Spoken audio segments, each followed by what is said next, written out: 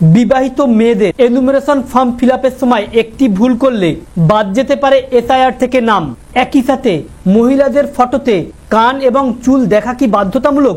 যদি কান আর চুল দেখা না যায় তাহলে কি তাদের ফর্মটাও রিজেক্ট হবে?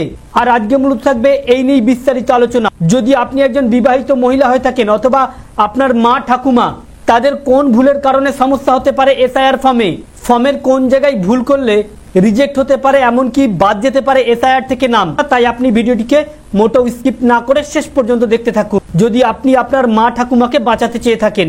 আলোচনা শুরু করার পূর্বে আপনাদের কাছে একটা রিকোয়েস্ট, ভিডিওটিকে অবশ্যই একটি লাইক করে জনস্বার্থে প্রচুর শেয়ার করবেন, কারণ আপনার একটা শেয়ার দ্বারা অন্যজনের জানতে অনেকটাই সুবিধা হবে। চলুন দেখে নেওয়া যাক বিস্তারিত। ইতিমধ্যেই রাজ্য জুড়ে এনুমারেশন ফর্ম বিলি শুরু হয়ে গিয়েছে। এখনো পর্যন্ত প্রায় 1 কোটির ঊর্ধ্বে ফর্ম বিলি হয়েছে গোটা পশ্চিমবঙ্গ জুড়ে। ছেলেদের ক্ষেত্রে অনেক সহজ হলেও মেয়েদের ক্ষেত্রে বিবাহিত মেয়েদের এনুমারেশন ফর্মটি অনেকের কাছে জটিল মনে হচ্ছে। অনেক বিবাহিত মহিলারা কোনখানে কি ফিল আপ করবে বুঝে উঠতে পারছেন না। তবে আজকে বিবাহিত মহিলারা কিভাবে ফর্ম ফিল আপ করবে, কোন ভুলগুলি করলে সমস্যা হবে বা ফটো কেমন লাগবে, মেয়েদের ফটো সম্পর্কে রয়েছে একটি গুরুত্বপূর্ণ আপডেট।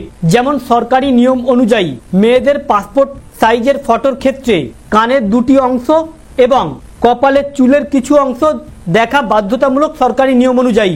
তবে এনুমারেশন ফর্মেও সরকারি নিয়ম অনুযায়ী করাটাই অতি উত্তম এবং ছবির ব্যাকগ্রাউন্ডটি সাদা হওয়া আরো ভালো। সরকারি ফর্ম ফিল আপ সরকারি নিয়ম মেনে করাই উচিত। তবে যদি কেউ ফর্ম ফিল আপ করে থাকে আর এই নিয়মগুলি না মেনে থাকে তাহলে বিএলও অথবা ইআরওরা মনে করলে তাকে বাতিল করতে পারে সরকারি নিয়ম লঙ্ঘন করার কারণে।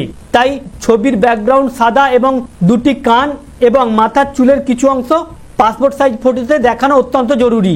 অপরদিকে মেয়েদের যে ফর্ম রয়েছে ছেলেদের মতোই ফিল আপ হবে। যেমন প্রথমে ডেট অফ বার্থ লিখছেন এবং আধার নাম্বার দেবেন, মোবাইল নাম্বার দেবেন, ফাদার্স গার্ডিয়ান নেম দেবেন। এখানে বিবাহিত মহিলারা যাদের বাবা জীবিত নয় তারা ভাবছে গার্ডিয়ানের জায়গায় কি স্বামীর নাম দেব, না, এখানে কিন্তু বাবার নাম দেওয়াটাই অতি উত্তম। তবে এখানে বাবার নাম দেওয়াটাই উচিত। তারপরে বাবার যদি এপিক নাম্বার থেকে থাকে বাবার এপিক নাম্বার, মায়ের নাম, মায়ের এপিক নাম্বার থাকলে এপিক নাম্বারটি দেবেন এবং স্পাউস নেম অর্থাৎ বিবাহিত মেয়েরা এখানে স্বামীর নাম দেবে এবং তার নিচে স্পাউস এপিক নাম্বারটি দেবেন। দ্বিতীয় ক্ষেত্রে যদি ওই বিবাহিত মহিলার স্বামীর বাড়িতে 2002 সালের ভোটার লিস্টে নাম থেকে থাকে তাহলে এদিকেরটি ফিল আপ করবেন। আর যদি 2002 এর ভোটার লিস্টে নাম না থেকে থাকে স্বামীর বাড়িতে তাহলে তার বাবার 2002 এর ভোটার লিস্টে নাম থাকলে এদিকে একইভাবে দেবেন, সেম পদ্ধতি দেবেন। প্রথমে বাবার নাম লিখবেন, পাশে যদি ব্র্যাকেটে লিখতে পারেন আবেদনকারীর বাবা তাহলে খুবই ভালো হয় এবং এপিক নাম্বার দেবেন, রিলেটিভ নেম দেবেন এবং রিলেশনশিপ দেবেন এবং ডিস্ট্রিক্ট, স্টেট এবং বিধানসভা নাম্বার, সিরিয়াল নাম্বার দিলেই হয়ে যাবে। মেয়েরা এভাবে ফর্ম ফিল আপ করলে তাহলে আগামী দিনে কোনো সমস্যাই থাকবে না।